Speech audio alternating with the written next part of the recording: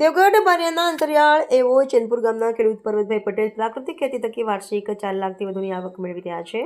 પ્રાકૃતિક ખેતીની આટલા વર્ષની સફરમાં મને એક કે બે ગણી નહીં પરંતુ 3 ગણી આવક થાય છે। ખેડૂત પરબતભાઈ પટેલ દેવગઢ બારિયા તાલુકાના અંતરિયાળ ચેનપુર ગામના પ્રગતિશીલ ખેડૂત પરબતભાઈ પટેલે વર્ષ 2016માં આત્મા પ્રોજેક્ટમાં જોડાયા બાદ વિવિધ સ્થળે તાલીમ લીધી હતી, જેમ કે દિલ્હી, ત્રિમંદિર, અડાલજ, સુરત, સૌરાષ્ટ્ર તેમજ હરિયાણા ખાતે આવેલ રાજ્યપાલ આચાર્ય દેવવ્રતના પ્રાકૃતિક ફાર્મ પર પણ તાલીમ લીધી હતી। ખેડૂત પરબતભાઈ પટેલ ખેતીમાં હાલ ચણા, ઘઉં, મકાઈ, મગ, મગફળી, અડદ, ડાંગર, ફળફળાદીના વૃક્ષોમાં 100થી વધુ કેસર કેરીના આંબા, જામફળ, લીંબુ, ચીકુ, દાડમ, ફણસ, રાયણ, ચંદન, વાલોળ, પાપડી, સફરજન, સ્ટ્રોબેરી, એપલ, બોર અને પપૈયાનું વાવેતર કરેલ છે। તેમજ શાકભાજીમાં ભીંડા, ગવાર, આદુ, પાલક, ગાજર, મૂળા, ટામેટા, મરચાં, રીંગણ સહિતની ખેતી કરે છે, જેમાં તેઓ ગાય આધારિત પ્રાકૃતિક ખેતીના વિવિધ આયામો, મિશ્ર પાક, ટપક સિંચાઈ, ટનલ પદ્ધતિ દ્વારા ખેતી કરે છે।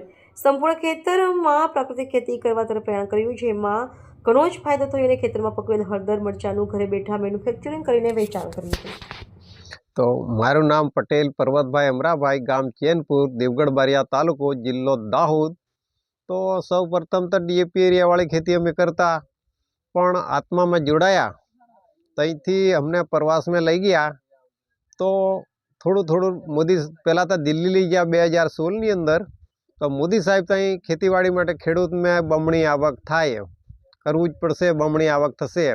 અમે તો વિચારમાં બમણી આવકને કે ડીએપી એરવાનો ખર્ચ વધી ગયો, ખેડાઈ વધી ગઈ, તો એવું તો શું થાય। પછી એ આત્માવાળ પ્રોજેક્ટમાંથી અમને સૌરાષ્ટ્રમાં લઈ ગયા, પછી ત્રિમંદિરમાં પણ લઈ ગયા, એવી ઘણા બધા પ્રવાસ લઈ ગયા।